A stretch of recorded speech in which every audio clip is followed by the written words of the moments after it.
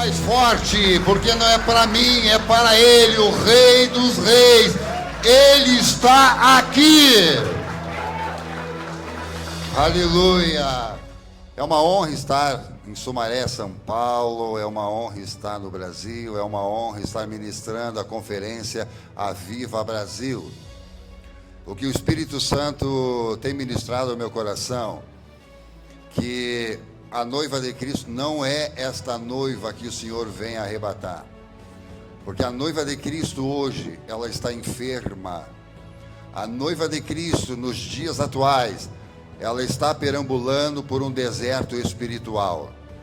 E já na Europa, o Espírito Santo, ele ministrou ao meu coração acerca de uma mensagem que eu tenho passado por todos os lugares que nós estamos ministrando a conferência Aviva Brasil.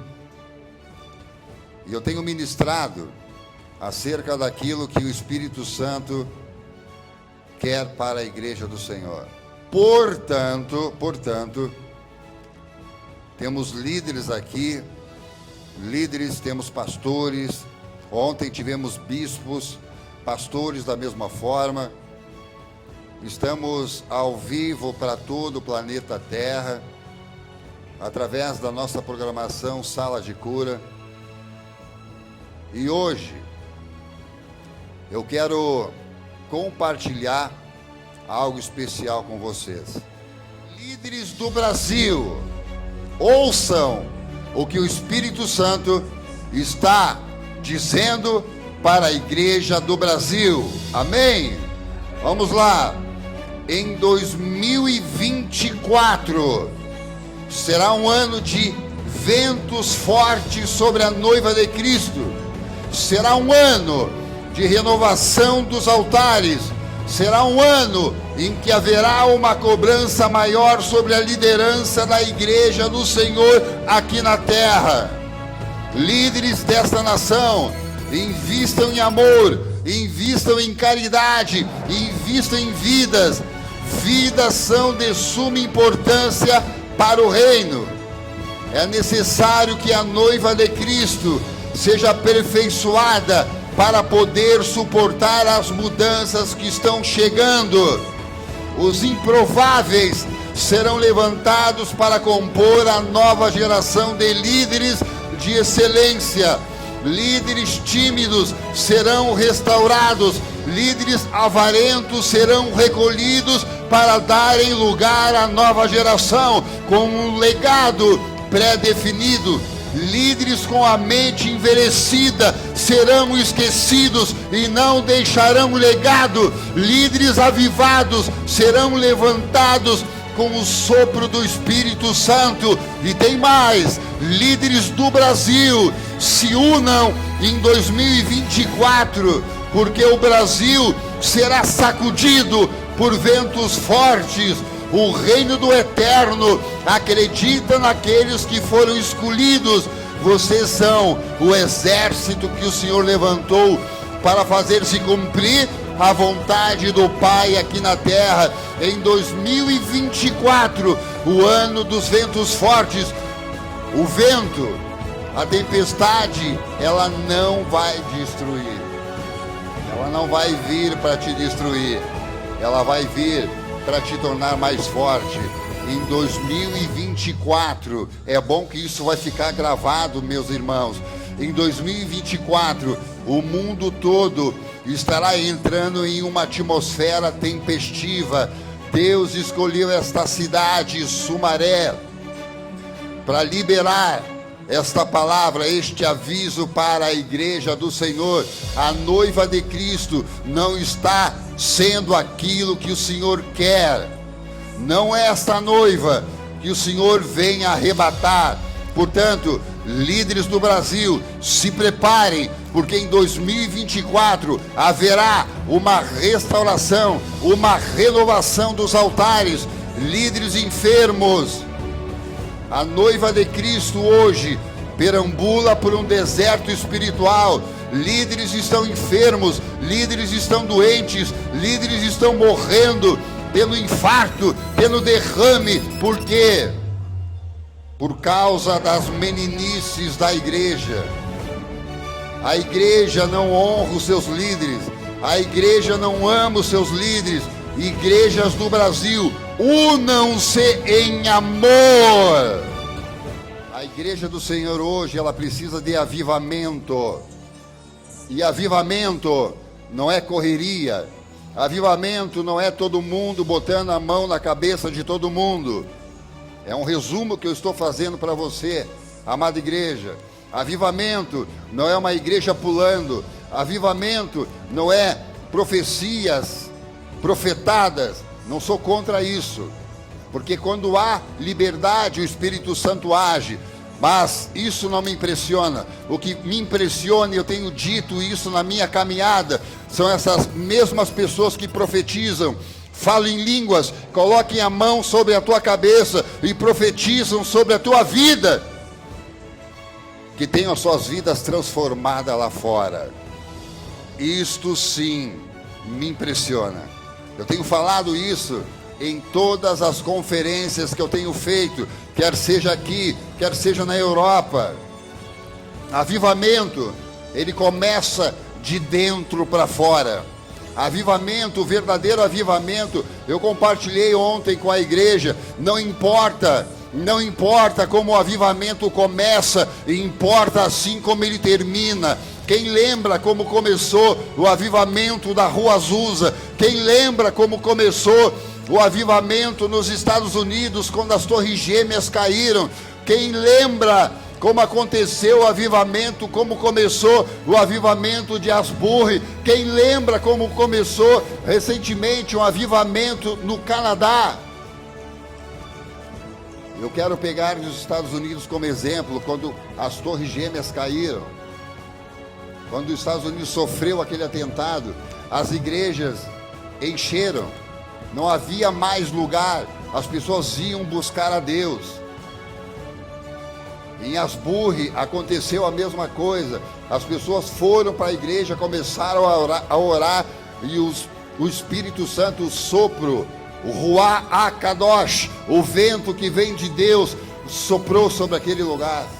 No Canadá, um caminhão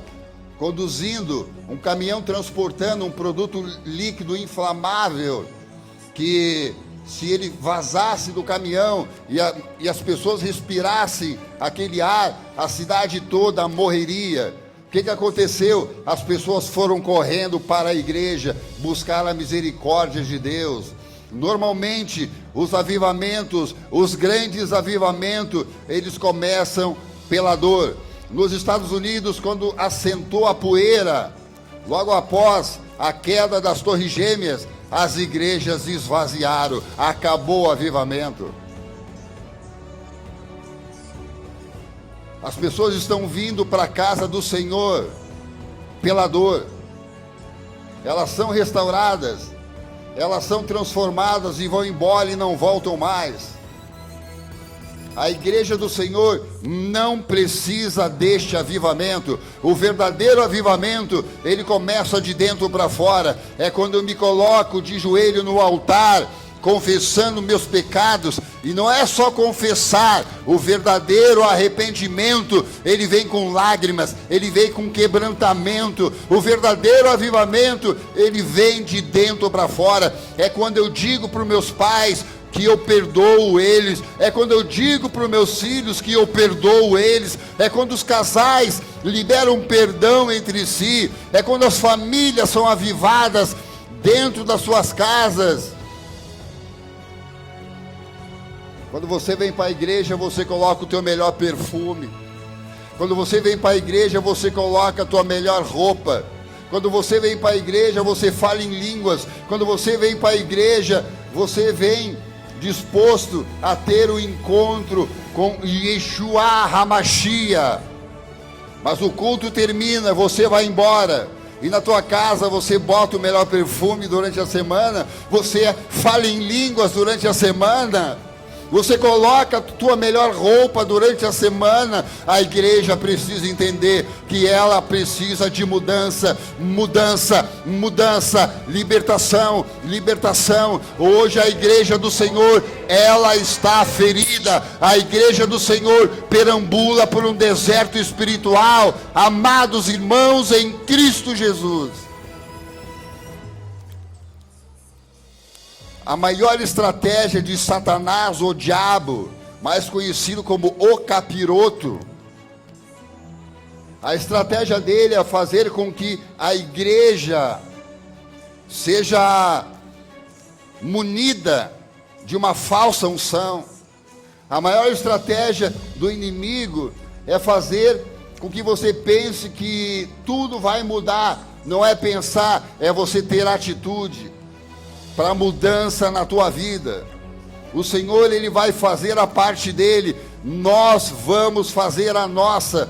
Amados, o meu ministério não é pular em cima do altar, o meu ministério não é suar em cima do altar, o meu ministério não é rodopiar em cima do altar, o meu ministério é pregar arrependimento, é pregar a salvação, porque o Senhor Jesus está voltando. A liderança da nossa nação está pregando isso. Não!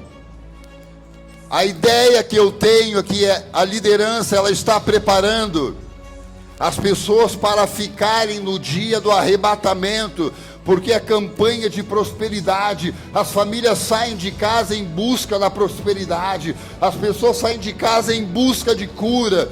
É errado isso, apóstolo? Não! A motivação sim é errada. Você tem que sair de casa falando em línguas. Você tem que sair de casa profetizando que hoje eu vou ter um verdadeiro encontro com o Senhor. Hoje a igreja, ela está se rebelando contra a sua liderança. Filhos, quanto mais se rebelam contra a liderança do Senhor aqui na terra, mais o Senhor fortalece o seu exército. E sabe por que eu vim da Europa para Sumaré? Eu poderia ir para a capital, mas eu vou para onde o Espírito Santo disser, é lá que o Senhor te quer. E você sabe por que eu estou aqui? Você sabe por que eu vim da Europa para Sumaré? Mais de 17 horas de viagem, 5 horas de Berlim a Frankfurt, mais 12 horas de voo até São Paulo, mais 1h30 até o estado do Rio Grande do Sul, depois para a fronteira com o Uruguai, depois para Sumaré. Você sabe por que o Senhor escolheu Sumaré como a segunda cidade do Brasil? Para fortalecer o ministério apostólico, armadura, unção e poder, para fazer uma aliança com os apóstolos Marcelo e Cláudia Maia. Satanás, o diabo, ele não tem sabedoria. Satanás, o diabo, ele não tem entendimento. Quanto mais ele levanta os seus vasos, e ele só levanta quem está machucado, ele só levanta quem está ferido, ele só levanta, ele só usa quem tem ferida putreficada para derrubar a obra de Deus. E não adianta. Eu estou aqui para compor o exército do Senhor aqui na terra.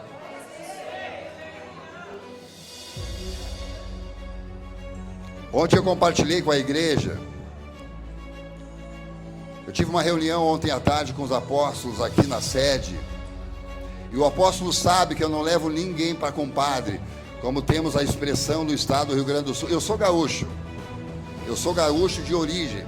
Eu não levo ninguém para compadre. Por quê?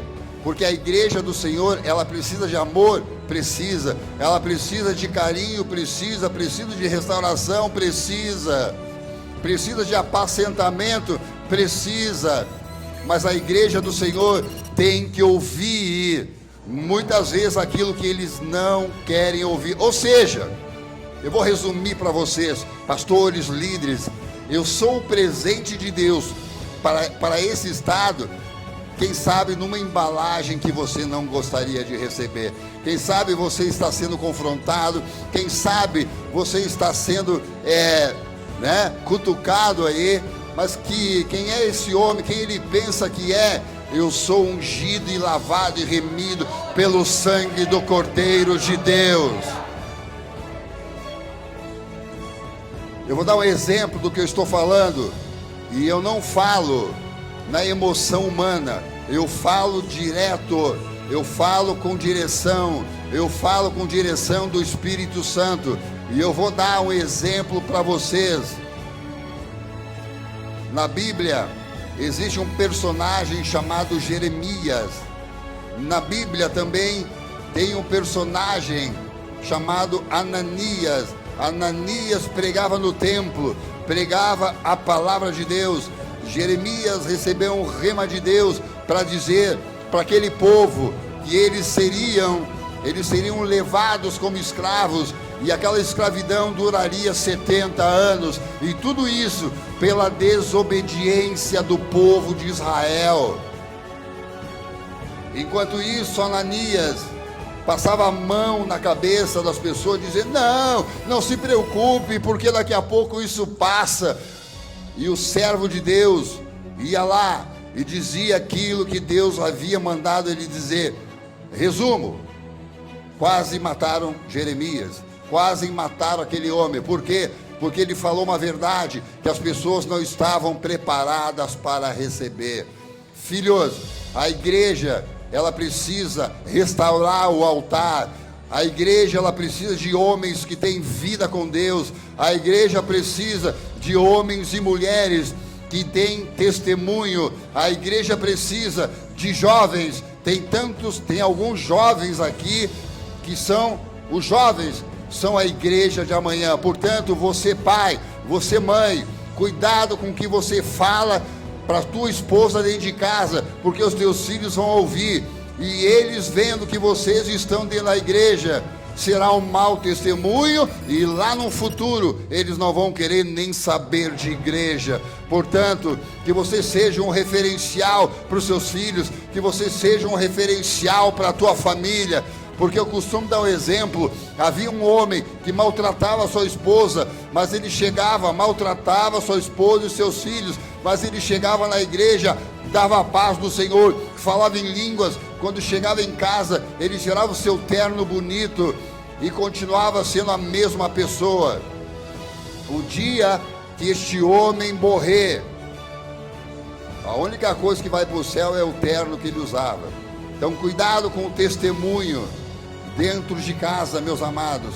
Cuidado com o que vocês dizem. Se você prega amor no altar, desenvolva amor na tua casa. Se você prega o que você pregar aqui em cima desse altar, pregue lá fora. E ontem, quando eu cheguei nesse ministério e entrei por aquela porta, me chamou a atenção aquele cajado lá no fundo. Se você conhece a palavra de Deus, se você conhece a história do cajado, está lá em Números, não precisa abrir, leve como tema de casa. Números capítulo 16, versículo 17, ali narra o episódio da rebelião em Israel contra a liderança de Moisés. Ou seja, a vara de Arão significava um símbolo de advertência em Israel contra os rebeldes. E eu conversando com o apóstolo, e ele me falou que foi aquele cajado, foi deixado ali por um servo temente a Deus, que voltou para casa, que foi para a glória, mas ele continua ali no canto, como um símbolo, como um recado para os rebeldes que entram na igreja, com o coração voltado para o ódio, com o coração voltado para a rebelião. Amados, agora eu quero entrar na palavra.